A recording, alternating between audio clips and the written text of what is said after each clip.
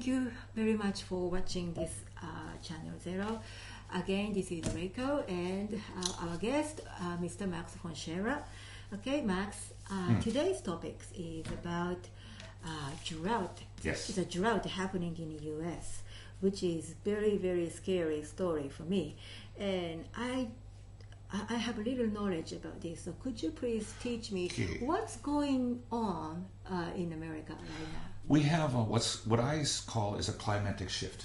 Mm-hmm. The entire North American continent is undergoing climatic shift. Mm-hmm. And what I see is happening is west of the Mississippi River is going to become like the Sahara Desert.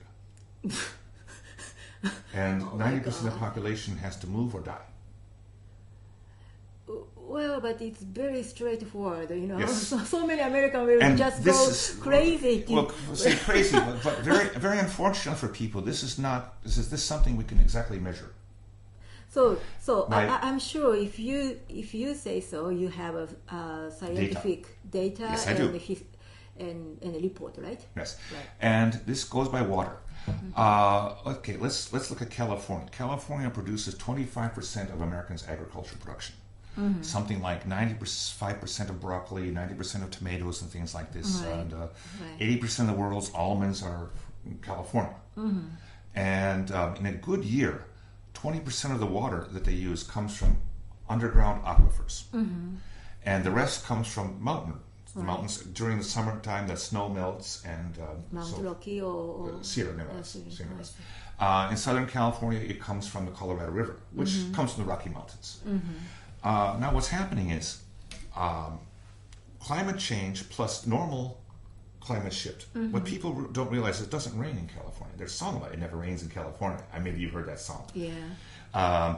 But no, it doesn't. It's desert. Mm-hmm. And it's always been. This is part of a natural shift, but global warming has accelerated it. Mm-hmm. And I've been studying the climate from 1995 till now, and I've noticed what I call a pattern of 3 to 1. Are you going to write about it? I write on my blog. And I put it in my books a little bit. I see. 3 to 1 means you need 3 bad years to 1 good year. Because this is very, very, very hot topics, and all and the okay, what it is now is what's happened this year is there's been a miracle of El Nino. But this is one of the third biggest. What is the miracle of El Nino? Okay, it snowed in California. What? That's the miracle. I don't think so. Yes, I don't believe it. It's true. There's snow in California now. Really? In the mountains. Now every year. Okay, no, Reiko. What I'm trying to say is, when the bad years come, 67% of groundwater, the water agriculture uses in California, which is 25% of America's total, comes from underground aquifers, water. Mm-hmm. They're gone now. They end this year. It's over. So the water evacuated? There's none. Oh my goodness! But that's pretty this scary year, story. Last winter, there was no snow. So they used all their source of water came from underground. They run out this year. Now there's some in the mountains. Mm-hmm. It could still be very bad this year because if El Nino stops and suddenly gets very hot, the water will melt too quickly and go into the ocean. Mm-hmm. It's useless, and farms collapse this year. Oh my God!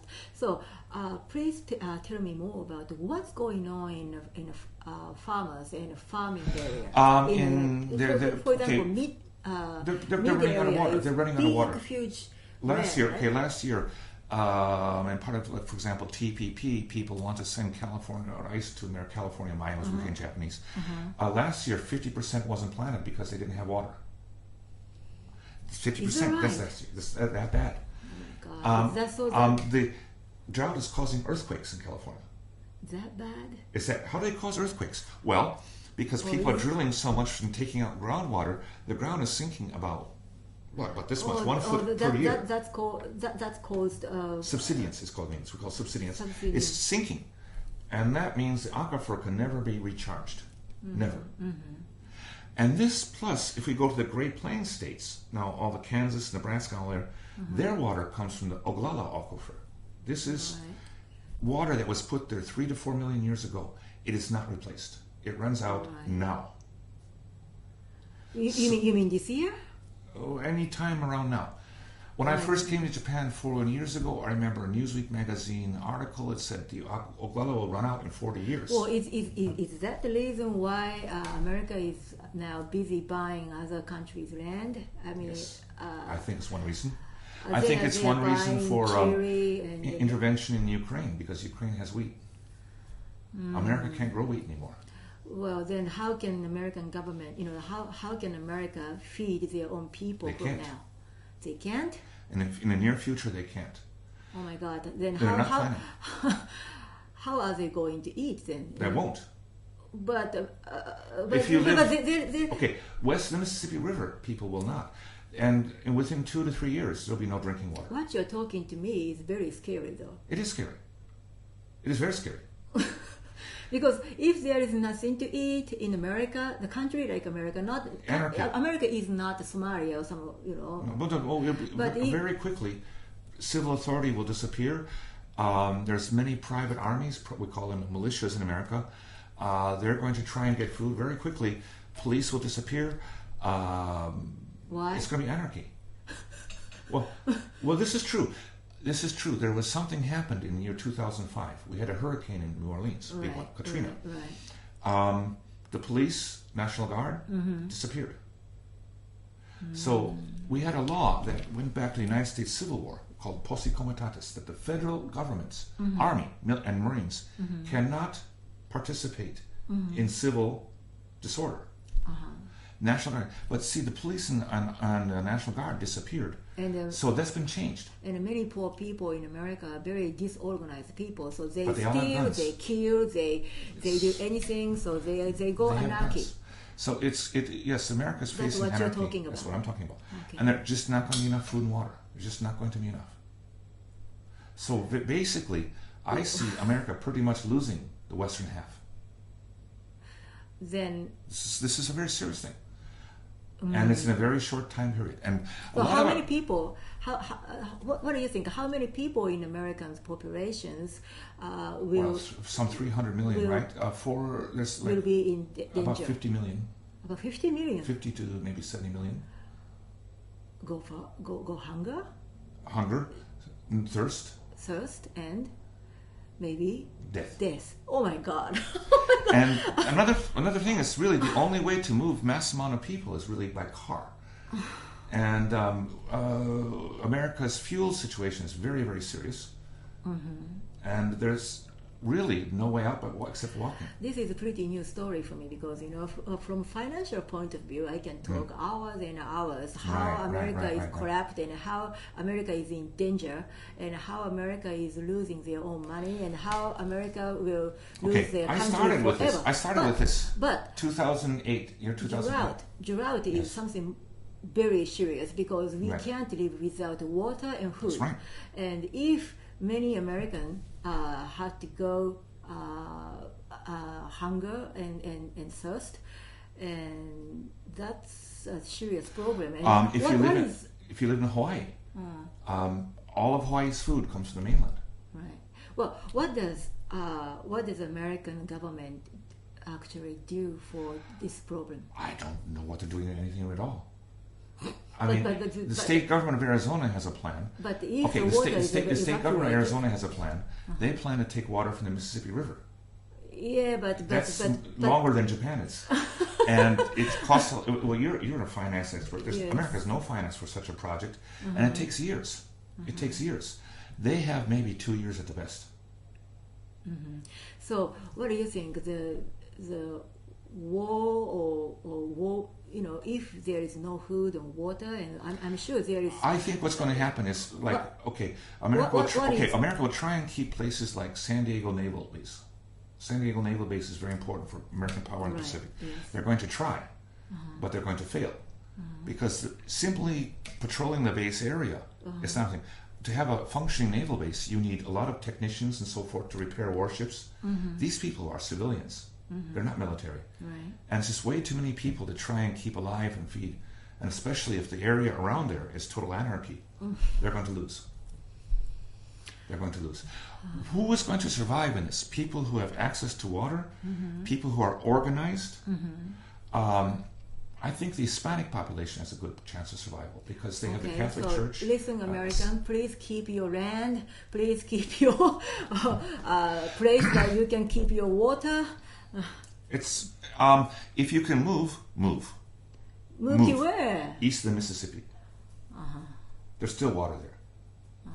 East of the Mississippi. So, which area will go dry in like desert?